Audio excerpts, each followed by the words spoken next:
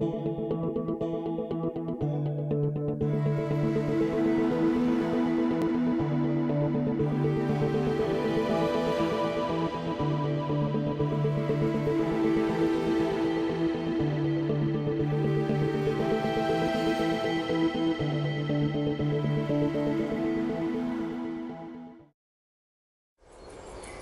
everyone, and welcome to another model railway review from Class 47 Peter. And today I've got a real beauty for you. This is the Hornby J36 Maude, which was released not too long ago actually. Now this model is a TTS Sound fitted model. However, when we get to the running of this model in this video, this model would have had the sound speaker removed and a blanking plate put in place, allowing the model to run on DC. In fact, a video of this has already been uploaded on my YouTube channel, which shows you guys how to convert a DCC fitted model like this into a DC model. But at the time, that video and this video are actually being filmed alongside each other. Now I'm sure you're probably thinking, well, why not just wait for Hornby to bring this model out as a DCC ready model, because they have brought out DCC ready J36s already. But the thing is, Hornby might not release Maude as a DCC ready model, or if they do, they might not release it in this livery. But you can still buy these models and have them run on DC by taking out the sound speaker modules and putting it into blanking plate, which the video I uploaded, which is now on the channel, will show you how to do that. And because also this was a model I really wanted, I did have Haig as well, which I have already done a review on that actually. And I think I said in that video that I was going to have both Haig and Maude. But recently I had a change of heart, and so I successfully sold off Haig to get Maude instead.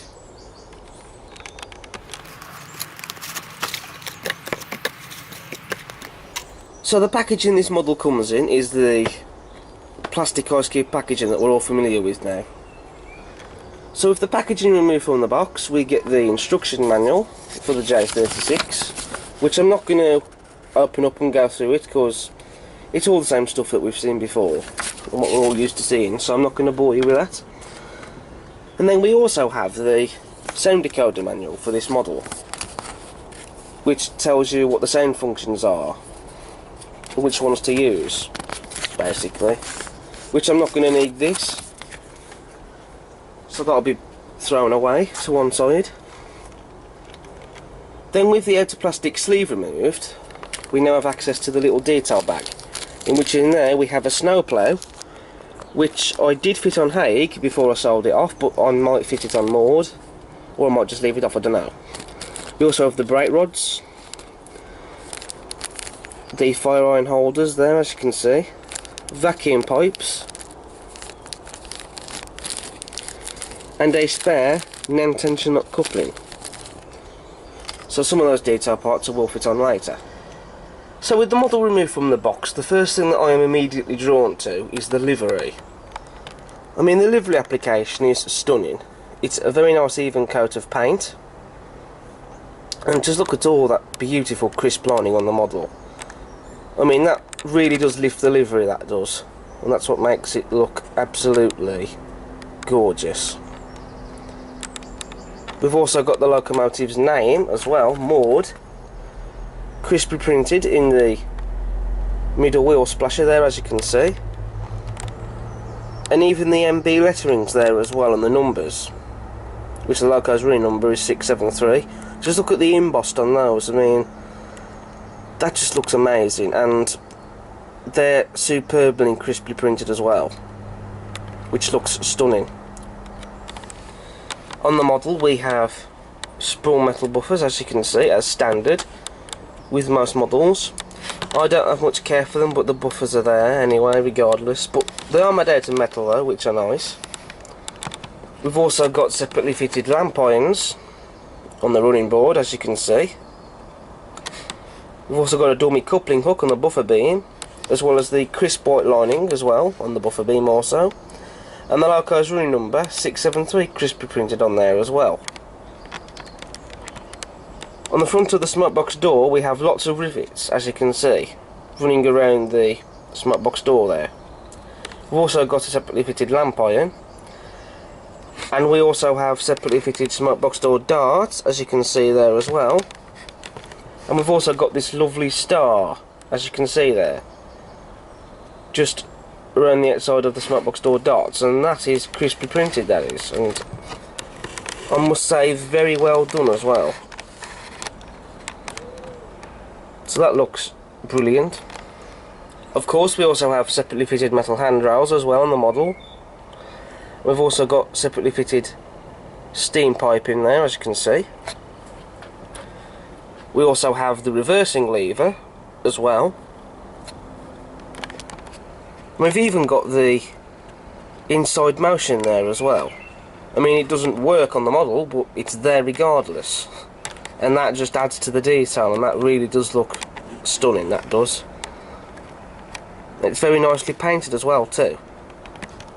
We also have the safety valves on the whistle. The safety valves are made out of turned brass, whilst the whistle just looks to be just painted, but it still looks nice though. We've also got some pipe work there as well, as you can see, and glazing in the cab windows. We also have a fully in-painted cab interior. I mean, just look at that. The regulator, the gauges and the dials, you know, they're all painted, and you know, that really does again add the more detail to this model. And looking at the painted cab interiors is always a pleasure to see on these models. The cab roof has lots of rivets, and also we have the tarpaulin there, which the crew would use to cover the gap between the cab and the tender when it started raining.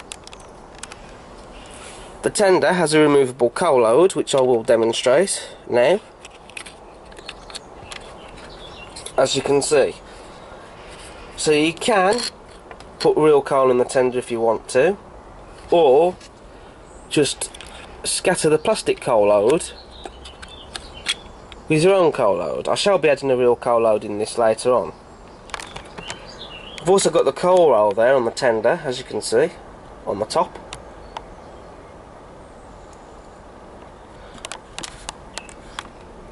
And that does look really nice, that does, the way it's been done. We've also got separately fitted lamp points too on the rear of the tender, as well as a separately fitted handrail there. We have the tension lock coupling in the tender, and just like on the loco, there are sprung metal buffers on the tender. So in turning the model around, we have some detail differences as per the prototype. For a start, we do not have the steam piping running on top of the handrail there on this side of the boiler. We do have the lubricating mechanism though, just down here, as you can see. And we also have this bit of detail here, which is separately fitted. On the smoke box we have these separately fitted detail parts, which are on both sides, as you can see, and they are painted. I'm not too sure what these detail parts are there for, or what they would be for on the real locomotive, but they do add to the detail and they do look really nice. So with the TTS Sound module now removed from the model, and the model having now been given a blanking plate for it to run DC, we now come on to the running performance of the model. And as you can see straight from the box, she's a smooth runner. And there isn't any grinding noises or motors burning out or anything of the sort. She runs exactly as she should do straight from the box.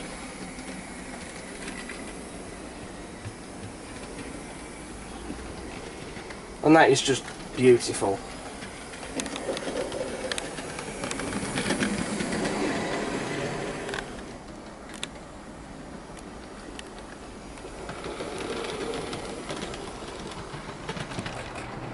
So now we come to the loaded test run for Maude. And as you can see, I've got Maude pulling the coaches from the Backerman Railway Children Train Pack.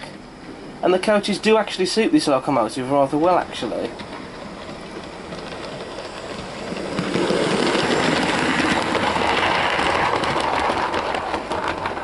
And even though there are only 2 coaches behind her, as you've seen there, she can manage those with ease.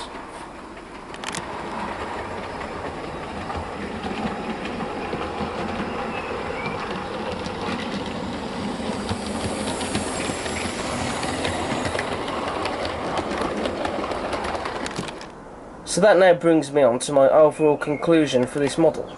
So what do I think of it? Well, this model is an absolute gem. It really is, and it's yet another stunning model produced from Hornby. I mean, I can't fault this model at all. And if you guys haven't got this model, or any of the Hornby J36s, then you need to go out and get yourself one, because, you know, they are worth every penny, and they are just so stunning models. They really are. So, well done, Hornby. I think you could have a possible Model of the Year award here. So that now brings me on to the end of this review. I hope you've enjoyed my review on the Hornby J36 Maude. I've definitely enjoyed filming it. Do check out all my other content and subscribe to the channel. And stay tuned for the next video. But until then, this has been Class 47 Peter reviewing the Hornby J36 Maude, and I'll see you again next time. Take care.